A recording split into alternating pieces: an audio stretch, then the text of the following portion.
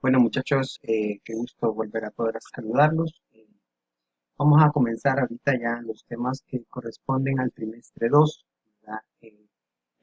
No estamos cambiando de unidad, simplemente es una continuación de la unidad 2, ¿verdad? Acordémonos que estamos viendo todo lo que es la parte de historia y pues lo último que nos acotó en la parte de la anterior, que termináramos, que hiciéramos los exámenes, fue un poquito lo que era la historia eh, del proceso de conquista de América. Después de este proceso, estamos hablando de los años de aproximadamente 1500, 1550, vamos a comenzar un periodo, ¿verdad? Que vamos a denominar como la colonia. Entonces, en esta ocasión lo que quiero tratar de hacer es un poquito ahondar en algunos de los eh, conceptos que se les presentan, ¿verdad? Dentro de su libro, para que quede claro cómo estaba básicamente la organización dentro del contexto de la misma, de la colonia. Tenemos que ver que tenemos siempre la organización eh, va a tener que ver con lo político, con lo económico y con lo social. Entonces, valga la redundancia, todas las sociedades siempre tienen estos tres aspectos y siempre hay que definir cuáles son sus esquemas, sus organigramas, ¿verdad? La forma en la que estos se encuentran dentro de cada una de estas áreas. Primero vamos a tener aquí en la primera diapositiva el concepto de colonia, la definición de colonia. Es un territorio alejado de las fronteras de un país extranjero y dominado por este administrativa, militar y económicamente. Todavía en la actualidad podemos decir que hay países que tienen ciertas colonias, ¿verdad?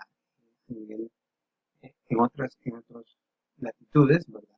Van a haber ciertas coronas europeas que todavía tienen territorios en otros lugares del planeta, pero sabemos que la mayor parte de este proceso fue cuando, allá por los años del siglo XVI, eh, España, Portugal, Inglaterra, ¿verdad?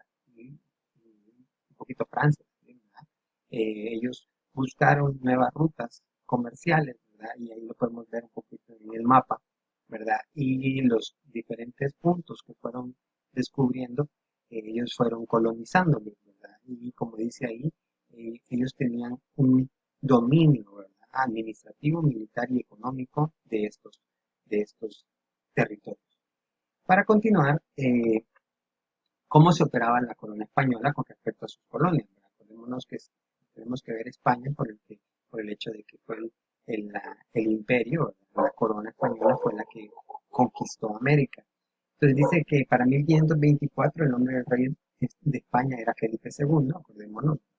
España se le va a conocer como la metrópolis, tenía muchas colonias en América, pero era difícil de manejar dado a problemas de distancia. Dado esa situación, el rey y sus consejeros decidieron establecer un sistema de gobierno local en las colonias de América, utilizando como sede la región de México o Nueva España. Ahí vamos a ver más adelante, ¿verdad? Que se va a definir lo que es el primer virreinato. Virreinato, ¿verdad? Si hacemos alusión al prefijo vi, rey, virrey, quiere decir que es como la mano derecha o el que está un escalón abajo del rey, como podríamos decir el vicepresidente, ¿verdad? Entonces, en este caso, el primer territorio, ¿verdad? Que se va a denominar como un virreinato va a ser lo que ahora conocemos actualmente como México, ¿verdad? A este virreinato se le va a conocer como el virreinato de Nueva España. Aquí tenemos un poquito, ¿verdad? Estas palabras son palabras clave, ¿verdad? Que nos ayudan a entender un poco la lectura. Y luego aquí tenemos el organigrama, básicamente lo que nos da como a entender la forma de organización a nivel, más que todo político. Eh, si ustedes ven, los colores tienen mucho que ver, ¿verdad? Eh, el rey Felipe II, ¿verdad? En la cabeza, pero casi a la par de él, pero esto hay que aclararlo, hay que definirlo. Allá en España, ¿verdad? No en el continente americano. Estaba la Casa de Contratación y estaba el Consejo de Indias. adelante vamos a ver qué quiere decir esto. Y ya aquí en el continente americano, ya en tierras americanas, todo lo que está en color amarillo, ¿verdad? Que serían los virreyes y a partir de los virreyes, gobernadores, capitanes generales, corregidores, auditorías y cabildos, ¿verdad? Casas de contratación. Aquí vamos a decir qué significaba o qué función tenía esa institución. Era la que administraba el tráfico comercial entre España y sus colonias, que regulaba, autorizaba embarcos y desembarcos, regulaba la navegación, autorizaba licencias para extranjeros y cobraba impuestos al comercio colonial. Fue fundada en 1524, básicamente pues, ahí dicen las funciones, ¿verdad? Administrar asuntos coloniales a niveles locales. Este es el Consejo de India, ¿verdad? Dice, bajo su autoridad estaban los asuntos judiciales, promulgaba leyes, funcionaba como tribunal legislativo, económico, aprobaba presupuestos militares. Básicamente era la parte legal, ¿verdad? Era la parte que se encargaba de definir las leyes con respecto a las colonias en América. Entonces esto era básicamente el Consejo de Indias. Ya pasando al continente americano, y ahí lo podemos ver un poquito en el mapa, ¿verdad? Cuáles son los diferentes virreinatos que existieron, y esto lo van a poder ustedes encontrar también en su libro, en la página 84, no específicamente en un mapa, sino que ahí los tienen en un esquema donde están los cuatro principales virreinatos que existieron en América, que fueron el virreinato de Nueva España, que sí lo podemos ver ahí en color amarillo en el mapa, el virreinato de Perú, ¿verdad? Que sería el color tipo aqua, ¿verdad? El virreinato de Nueva Granada, tal vez no lo vamos a visualizar ahí, que es lo que se conoce ahora como son los territorios de Colombia, Ecuador y Venezuela, y luego está el virreinato del Río de la Plata. Recordémonos Río de la Plata, ¿verdad? Esto quiere decir allá por la zona de Argentina, Uruguay y Paraguay. Entonces ahí lo tenemos, ¿verdad? Y obvio, aquí se encontraba el virrey como la principal autoridad. Los virreinatos dice que están divididos en audiencias. ¿Qué eran los virreyes? ¿Qué significaban los virreyes? Básicamente representaban al monarca en América. Eran los funcionarios de mayor autoridad. Entre sus responsabilidades estaba la imposición y recolección de impuestos, la construcción y mantenimiento de obras públicas y velar por el orden público. Era organizar, se consideraban peninsulares, o sea, residentes de la península de España. No consideraban a América como un lugar, sino como un lugar de trabajo. O sea que ellos, aunque estuvieran la mayor parte del tiempo en el continente americano, ellos seguían siendo, consideraban su hogar siempre España. Entonces, de aquí vamos a ir tomando este dato para cosas que vamos a ver más adelante, ¿verdad? Cuando ya lleguemos un poquito a lo que es la época de la independencia.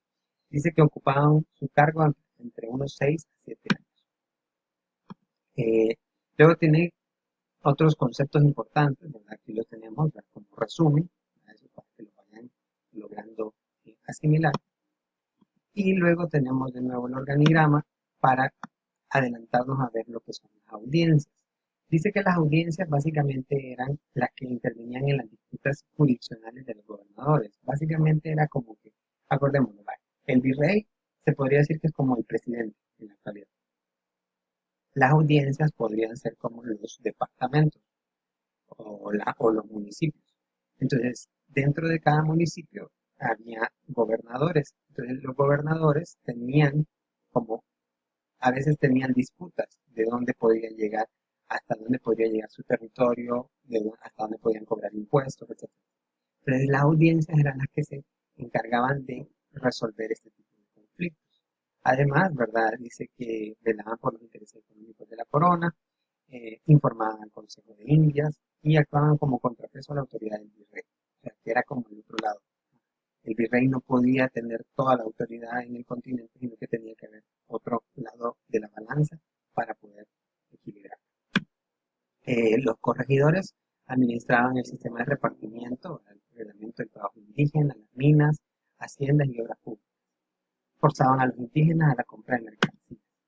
Luego tenemos los cabildos, básicamente consejos compuestos por vecinos prominentes, hombres propietarios y de mayor y mayores de edad de la municipalidad que administraban los asuntos de un pueblo, unidad de gobierno básica del gobierno español en América. Sus componentes ocupaban cargos específicos. Los cabildos, todavía en la actualidad, el término cabildo existe en el sentido de decir cabildo abierto. Es una costumbre o es una práctica que se puede realizar todavía en lo que son las alcaldías, los municipios, en donde ellas básicamente llaman a la gente del municipio a tomar decisiones. Entonces era un poquito de esta misma figura la que los cabildos desarrollaban en aquella época. Obvio, estamos hablando de que eran los españoles que habían venido a América a los que se les tomaban en cuenta para tomar decisiones. No estamos hablando en ningún momento de mestizos ni de indígenas, mucho menos. Las capitanías generales, dice, fueron territorios coloniales dirigidos por un jefe militar. Aquí está la diferencia, básicamente, con lo que serían los gobernadores. Los gobernadores no tenían un cargo militar, aquí sí había un cargo militar. Y pues ahí lo podemos ver algunas de las que hubieron. Hubo Capitanía General de Guatemala, hubo Capitanía General de Cuba, hubo Capitanía General de Venezuela y de Chile también, ¿verdad?